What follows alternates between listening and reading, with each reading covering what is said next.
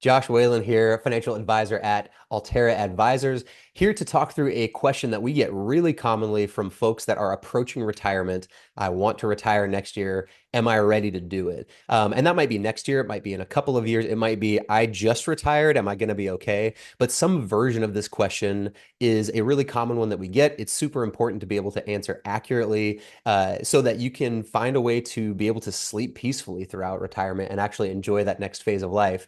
We're going to use an article that we wrote to talk through this. As a comprehensive financial planning and wealth management team, you might not be surprised that this is a common question that we get. But the pathway to answering it, we find, takes a couple of steps. The first is a math question. How much do I actually need to have saved? The second is, so that's here. What's my number? We'll talk about this in just a minute. The second is a strategy question. Once I know my number, how much I need in my nest egg, where will my paycheck actually come from? How do I structure that so that it sends me a paycheck I don't have to worry about? And then lastly is, how do I want to spend my time? An often overlooked question that we find is extremely important to put some intentionality into. So first off, what's my number? What we find is once you have tallied your monthly or annual expenses, including what am I going to need to keep the lights on? What am I going to need for things like healthcare expenses, or at least a budget for that? What do I want to have fun with? What do I need to travel, spend time with family, do some of these things that have been on my retirement bucket list for quite some time? And then any one-off bigger expenses, replacing a car, remodeling a home, things like this. But once we have some of this information, we can also then figure out how much are you going to have coming in every month that doesn't represent a withdrawal from an account. Things like pensions or Social Security or things like that would count in this category. That's going to help us find your income gap. So looking at an example might be able to help here. So in this hypothetical example, we found somebody who wanted to be able to spend about $10,000 per month. That included all the fun they wanted to have, keeping the lights on, and so on.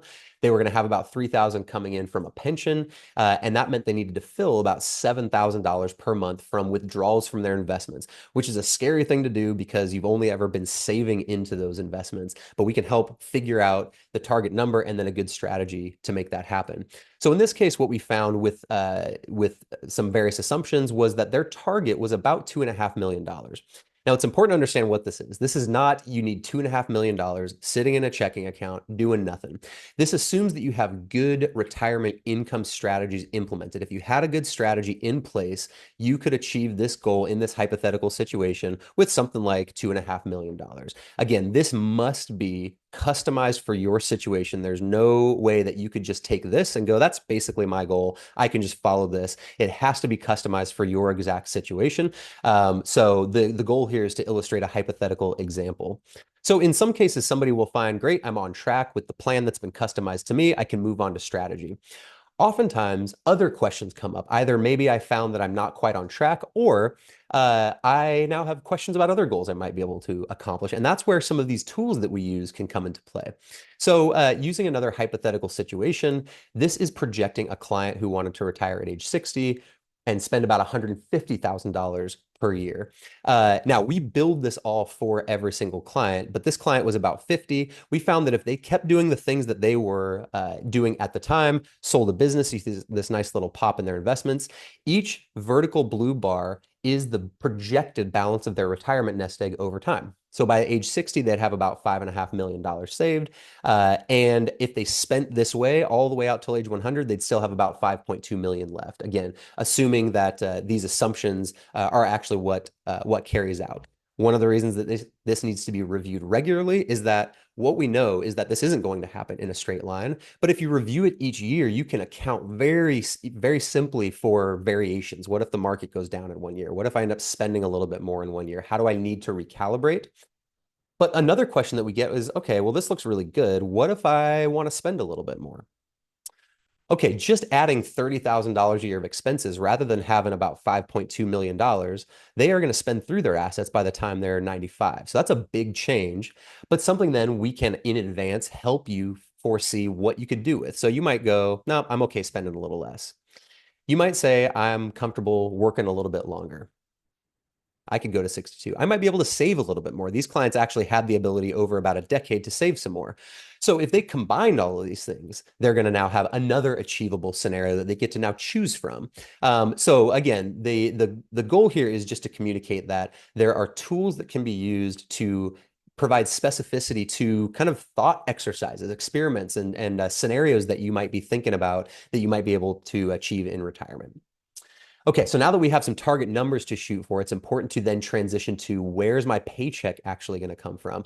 And that really serves to take the nest egg that you've accumulated and convert it into income, paychecks that show up that you don't have to lose sleep about. So there's a lot of ways to do this, dividends, interest, other income producing investments, a couple of processes outlined here. But in order to make that retirement number that we answered in the first question help it requires the strategy to send that income that you're going to need every single month to have that successful retirement. So you can kind of peruse these couple of approaches. Some people like to think of their portfolio like a rental property. I'm investing it all for income. I have less risk of having to dip into the principal. Some people like to take more of a buckets approach where they'll have a nice emergency reserve in the short term. They'll have an income bucket that has, 5 to 7 years of what they're going to need to spend. And they like the idea of having everything else still very growth focused, and they're willing to take on kind of the ups and downs to have a chance at higher growth in the long run. So a lot of personal preference here, but taking the number and then applying the strategy to it is a really important progression because now you have some financial preparedness and you can move on to this last question here, which is what do I actually want to do with my time? This is a question that we find folks don't get to until sometimes too late. I'm in retirement, my career is now behind me, and now I'm just asking what do I want to do with myself, essentially. Now, fortunately, Craig Hamilton on our team has written this excellent article, 4 parts of a joy-filled retirement. And what he says is like a financial portfolio that's diversified across different types of investments, you should have a life portfolio that accounts for different ways that you want to spend your time, including how do I want to use the skills I built in my career? What causes do I care about? How do I want to invest in my family? If I'm doing all of these things regularly, hobbies like golf, travel, other things that I traditionally might have on my bucket list, they will still serve as breaks because if you're doing all of this, you are going to be tired at the end of the day. So that's not to prescribe this as the retirement that everybody should seek, but it does say that you should think about how you want to actually allocate your time as well as your resources to be able to fulfill that. So if this is an approach you are looking for, you've got questions, you're welcome to reach out to us. You can click the link in the description of the video or at the bottom of this article to reach out to our team, learn more about how we work and how we might be able to help you answer the question, I want to retire next year. Am I ready?